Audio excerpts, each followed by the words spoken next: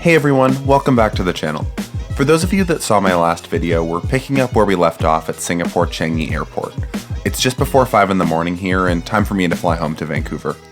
With 2 flights, 15 hours in the air, and an 8-hour layover in Tokyo ahead of me, it's going to be a pretty long day. But to be honest, I'm actually super excited. This is my first time trying out ANA and I've heard great things, especially about their 787s. My first flight of the day is from Singapore to Tokyo Narita and should be boarding in just a few minutes. Let's get going.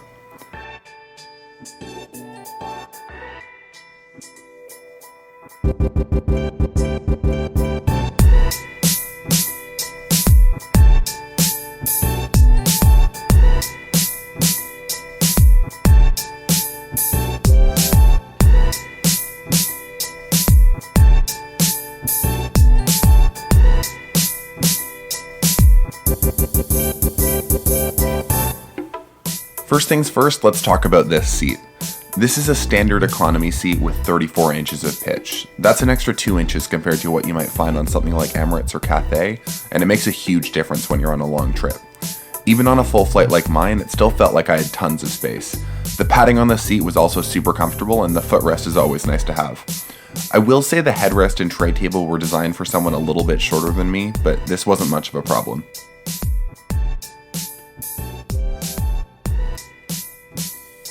The seat came stocked with a pillow, blanket, and headphones as you would expect. Here's a quick look at the service menu, which is something I hadn't seen so detailed on any other airline.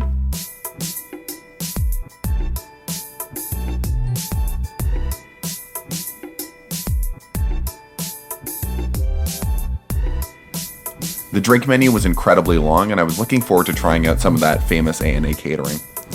After a couple pretty surreal passenger etiquette videos, it was time to push back.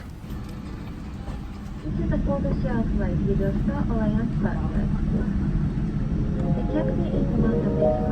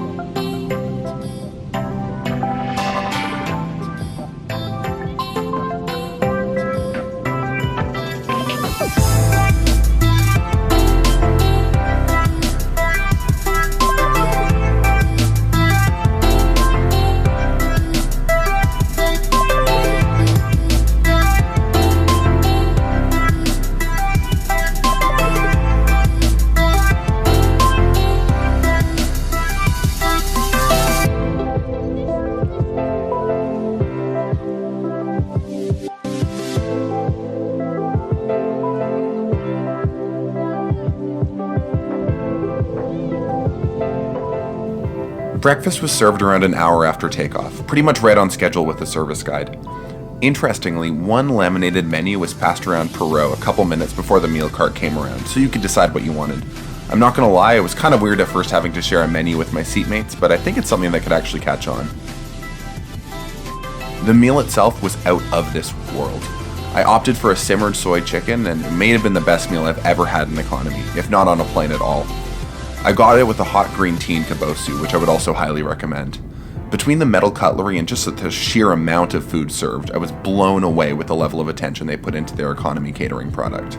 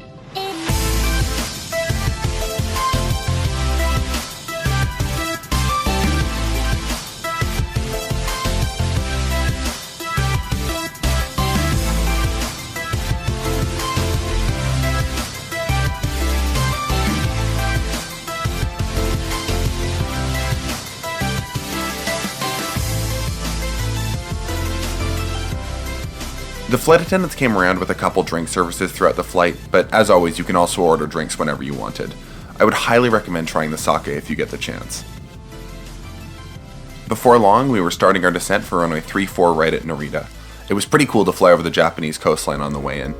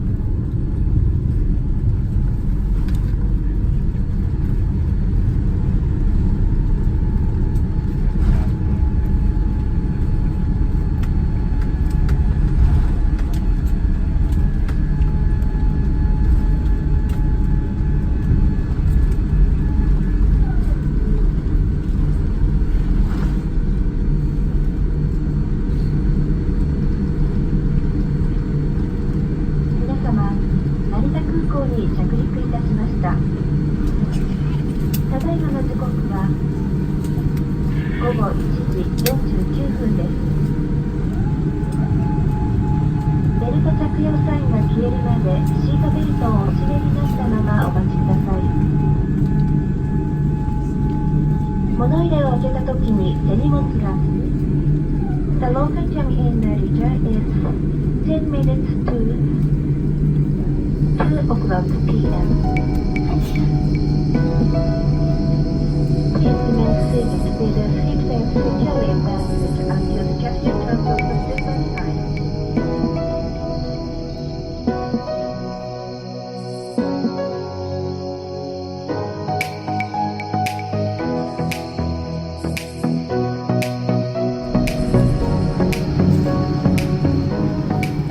All in all, this was one of the quickest and most painless 7-hour flights of my life.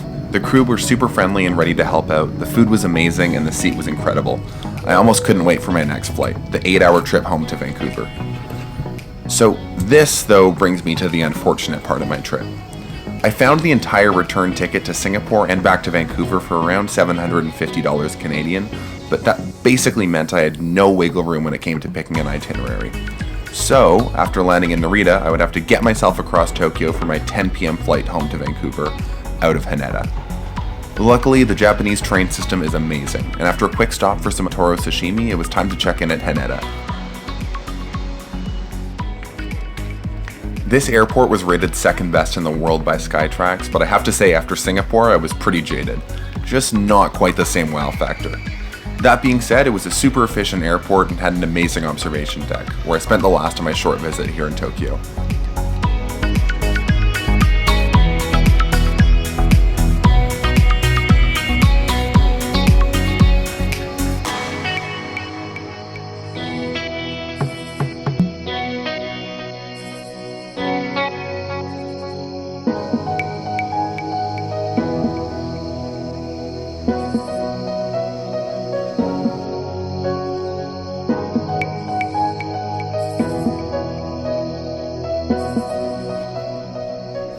Pretty soon, it was time to board.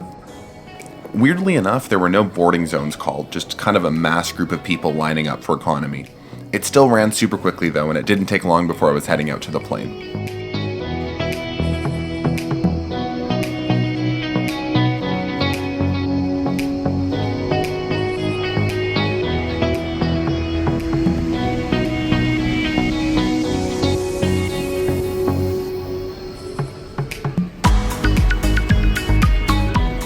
The flight home was on another 7879, actually in the seat just behind the one I flew up on.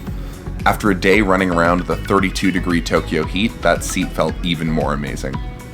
With that, we pushed back just before 10 o'clock, right on schedule. For Vancouver. This is the commercial flight of The captain commands us 5 days.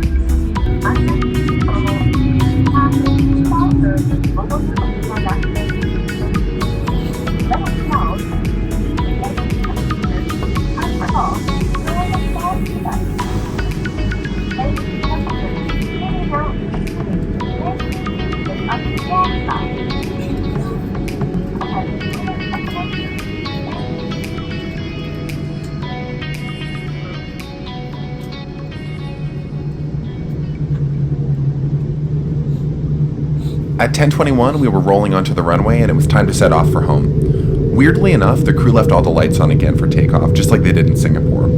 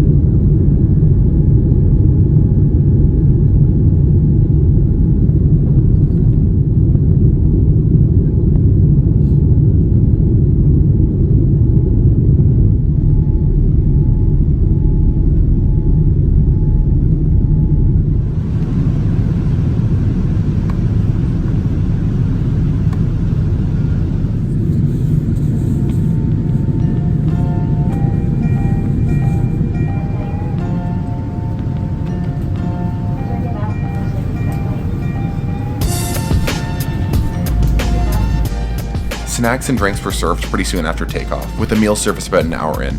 I'm really starting to dig these shared laminated menus. As you can probably expect by now, the food was amazing and sent me off into a solid nap for a few hours.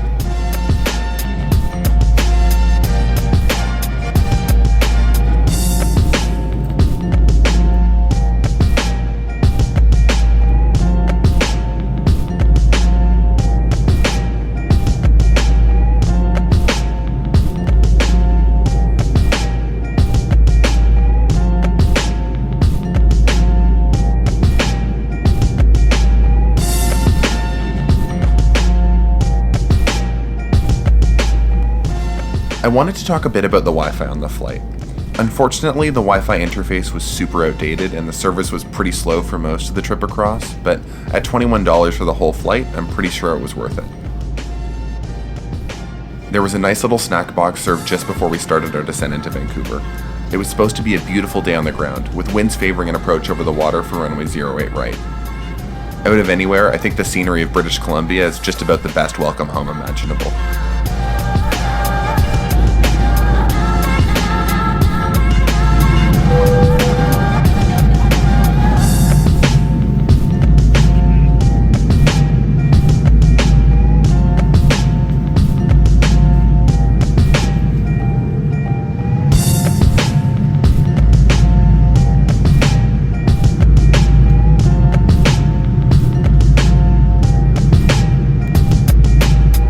Just before we landed, the crew switched on these rainbow lights. It does not get any better than this.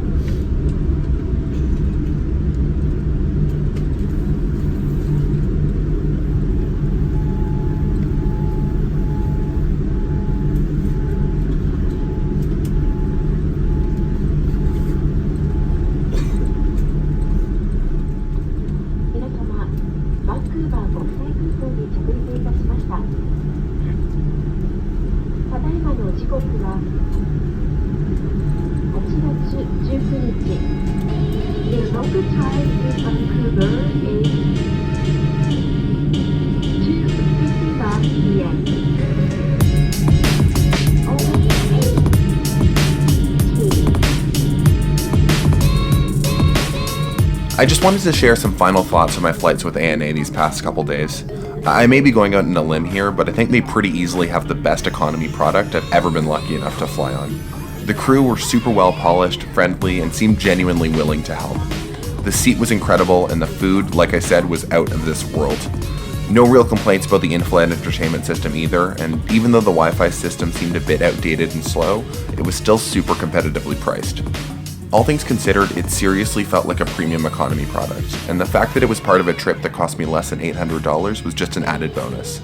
I can't wait to fly with ANA again someday in the near future. If this was their economy, I can only imagine where it goes from here. As always, huge thanks for watching, everyone. Sorry for the delay in these past couple videos. School's kept me pretty busy for the last few months here. In any case, I have some really cool stuff coming up for my Europe trip in October that I'm excited to share. Hope you all have a great day. Catch you next time.